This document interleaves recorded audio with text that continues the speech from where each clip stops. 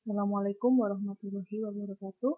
Selamat datang kembali di perkuliahan online Teknik Reaksi Kimia 1 bersama saya, Adisonia Suryandari.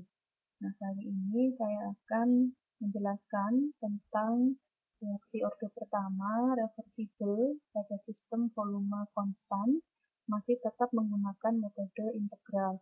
Nah, di sini yang sudah Anda pernah ketahui tentu yang tidak bolak-balik atau kita biasa menyebutnya dengan irreversible. Nah, yang kali ini kita akan jelaskan bagaimana untuk yang reaksinya bolak-balik. Yang pertama adalah untuk reaksi bolak-balik ini berarti mekanisme reaksinya memungkinkan untuk produk dapat kembali terkonversi kembali menjadi reaktan. Nah, kali ini batasan masalahnya kita batasi pada reaksi ordo pertama bersifat bolak-balik dengan reaksi A menjadi R, di mana A menjadi R konstantanya adalah K1, dan R kembali menjadi A konstantanya adalah K2. Kemudian untuk definisi dari kecepatan reaksinya berarti kita boleh mendefinisikan sebagai dCr per dt atau bisa juga didefinisikan sebagai min dCa per dt, di mana min dCa per dt tentu akan sama dengan Ca0 dXa per dt. Ingat definisi pada volume konstan, Anda lihat di subbab yang sebelumnya.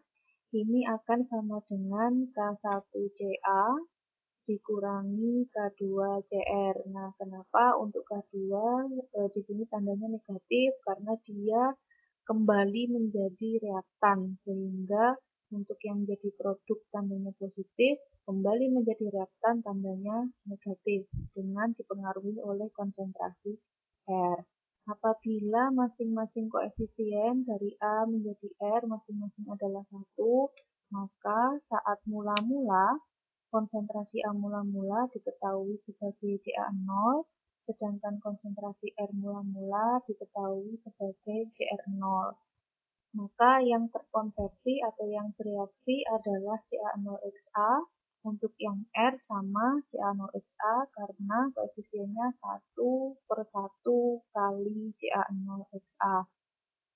Kemudian ketika reaksi diamati atau telah selesai pada saat T, pada saat akhir, maka Ca0 dikurangi Ca0Xa, ini yang kita sebut dengan Ca, dan Cr0 ditambah dengan Ca0Xa, ini yang kita sebut dengan Cr. Kenapa di sini tandanya plus? Karena R di sini sebagai produk. Jadi ini kita asumsikan dulu reaksinya berjalan ke arah kanan, sebagaimana layaknya reaksi orde pertama yang dia dari reaktan kemudian dihasilkan produk.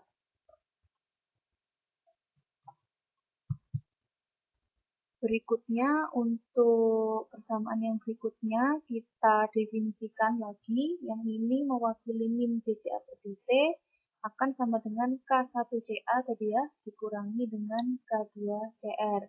Nilai dari min dCa per dt kita substitusi dengan Ca0 dXa per dt. Kemudian nilai dari Ca kita substitusi dengan Ca0 min Ca0Xa. Jadi didapatkan dari sini, kita substitusikan. Kemudian untuk Cr kita definisikan dari nilai Cr yang sudah tadi kita definisikan dari persamaan stoikiometrinya, yaitu Cr0 plus Ca0Xa. Kemudian dari sini sama-sama memiliki Ca0, di sini kita keluarkan nilai Ca0-nya. Nah, supaya tidak terlalu banyak notasi, maka nilai dari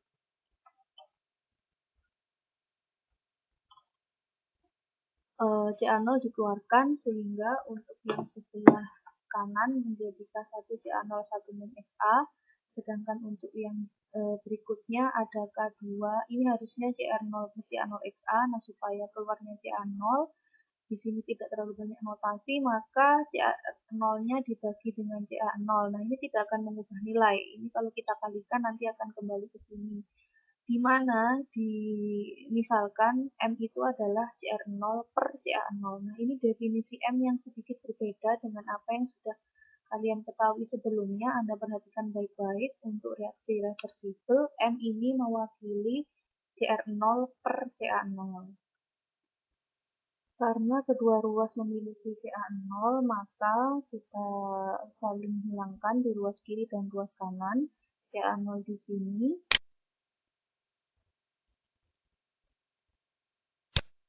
Ini kita hilangkan, ada CA0 di sini dan ada CA0 di sini ya. Ingat, karena ini adalah fungsi pengurangan, maka kalau kita keluarkan CA0-nya menjadi ada CA0 di ruas kiri dan ada CA0 di ruas kanan, maka kita hilangkan. Nah, sehingga akan menyisakan persamaan dXA per dt sama dengan K1 kali 1 min XA dikurangi K2 kali M plus XA, di mana M-nya adalah CR0 per CA0.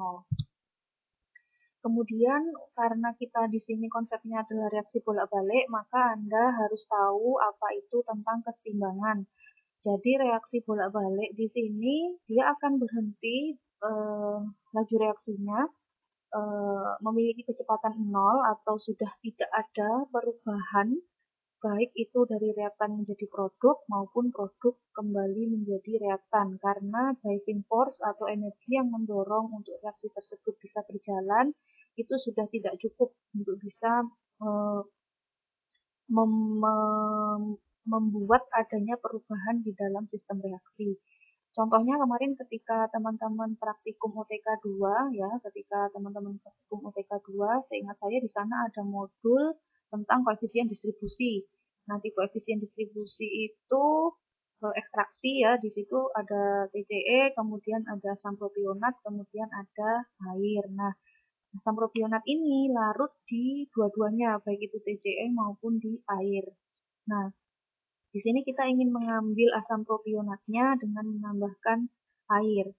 Dari mana Anda tahu bahwa kondisinya sudah berkesetimbangan? Jadi setelah Anda campur di corong pisah, kemudian Anda pisahkan, terbentuk dua lapisan, ada lapisan TCE. Di sana di dalamnya ada asam propionat, ada juga lapisan air dengan asam propionat, di mana TCE dengan airnya tidak saling larut.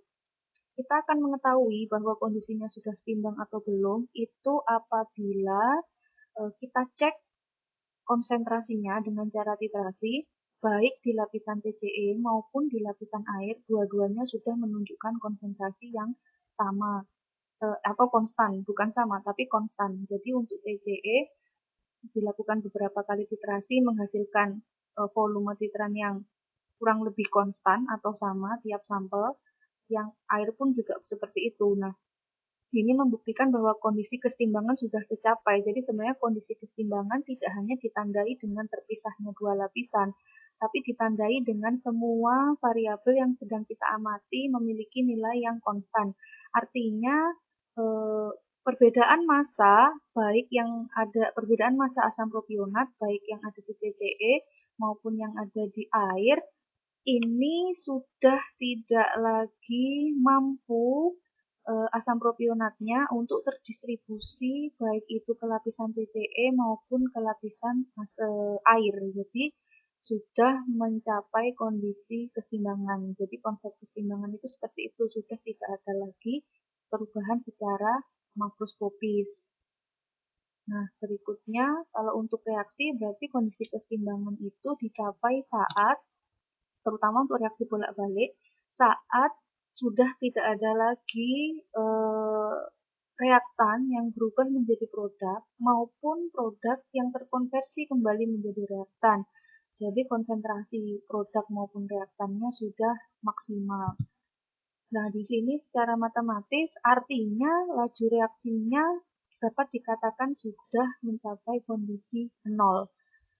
Berarti pada konsep kesetimbangan atau equilibrium, di sini min BCA per dt harusnya sama dengan K1CA dikurangi K2CR. Apabila sudah berkesetimbangan, maka nilai min BCA per dt yang ini dia akan menjadi 0.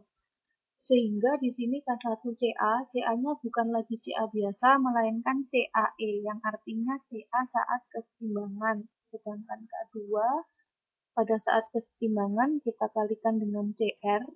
Nah, ini di sini menjadi CRE, artinya CR saat kesetimbangan.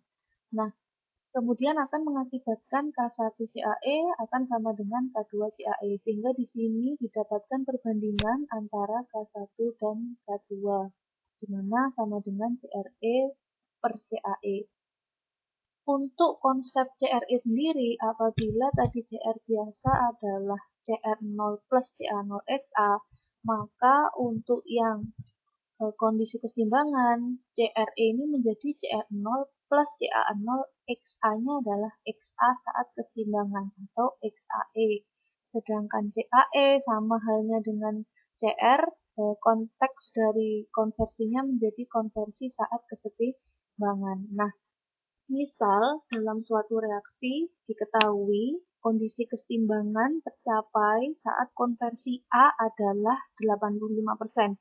Artinya pada suhu tersebut konversi 85% itu adalah konversi maksimal yang bisa dicapai karena sudah mencapai kondisi kesetimbangan. Apabila Anda menginginkan konversi lebih dari 85%, maka Anda harus melakukan manipulasi. Entah itu Anda menambahkan katalis atau entah itu Anda mengubah suhunya. Tapi selama Anda ada di suhu yang sama, maka konversi yang bisa tercapai maksimal adalah konversi kesetimbangan.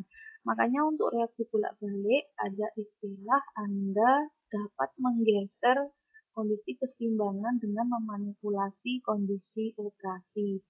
Jadi ketika kita punya reaksi bolak-balik, sudah diketahui bahwa kondisi kesetimbangannya tercapai saat konversi 85%, maka Anda jangan berharap mampu mencapai konversi lebih dari itu karena XAE ini adalah kondisi maksimal yang dapat dicapai. Dimana kalau sudah menyentuh angka itu berarti laju reaksinya akan bernilai 0. Laju reaksi bernilai 0 berarti sudah tidak dapat lagi dia bergeser ke arah produk maupun bergeser ke arah reaktan atau dapat dikatakan reaksi telah berhenti. Kemudian di sini definisi M-nya masih sama, yaitu CR0 per CA0. Ini sebenarnya dari persamaan ini menuju kemari, hanya persamaan matematis saja. Ya, ini dapat Anda pahami, Anda baca sendiri di buku textbook kami. Kemudian kita munculkan satu istilah lagi, bahwa perbandingan K1 dan K2 ini kita sebut dengan KC, atau perbandingan antara K1 dengan K2 saat kondisi kesetimbangan. Nah, dari sini, maka hubungan persamaan ini kita bisa dapatkan persamaan bahwa K2 nanti akan sama dengan 1 min XAE dibagi dengan M plus XAE kali K1. Ini hanya penurunan matematis saja dari persamaan yang sebelumnya. Anda dapat mempelajarinya sendiri. Berikutnya nilai K2-nya tadi kita kembalikan ke persamaan 68, 58 di sini. Sehingga nilai dari K2 ini kita substitusi dengan nilai K2 sebagai fungsi K1. Ya. Nah, sehingga nanti teman-teman akan mendapatkan persamaan 660. Ya. Dimana di situ mengikuti bentuk Y sama dengan M kali X. Jadi tanpa intercept. Atau kalau teman-teman ingin menyatakannya dalam bentuk fungsi konsentrasi, dapat juga Anda mendapatkan persamaan 661. Bentuknya sama, ini sumbu Y, ini gradient atau slope-nya, dan ini T sebagai sumbu X. Dari persamaan ini, maka apabila kita ingin mengetahui berapakah nilai K1 dan K2, ya, kita bisa memplotting atau melakukan plotting grafik sumbu Y-nya, pilih salah satu, Anda pakai yang minlen 1 min XA per XAE boleh, Anda menggunakan yang minlen 1 min CA min CAE per CA0 dikurangi CAE juga silahkan pilih salah satu sesuai data yang diketahui. Kemudian sumbu X-nya nanti akan berupa waktu dengan gradien adalah M plus 1 dibagi M plus XAE dikali K1. Apabila nilai M sudah diketahui, kemudian nilai XA saat equilibrium diketahui, maka K1 dapat dicari. Nah, kalau K1 dapat dicari, nanti Anda bisa kembalikan ke persamaan ini. maka nilai dari K2 juga akan dapat ditentukan. Jadi demikian tadi cara kita melakukan fitting data untuk menentukan berapakah nilai K1, K2, dan mungkin nanti juga akan ditanyakan KC. Konteksnya sekali lagi ini hanya untuk reaksi orde pertama yang bersifat bolak-balik atau reversible pada volume konstan. Demikian penjelasan dari saya. Untuk latihan soalnya nanti kita akan sajikan dalam bentuk Excel, nanti teman-teman bisa mencoba secara mandiri, kemudian melaporkan hasilnya, apakah sudah paham atau belum terkait dengan reaksi orde pertama reversible.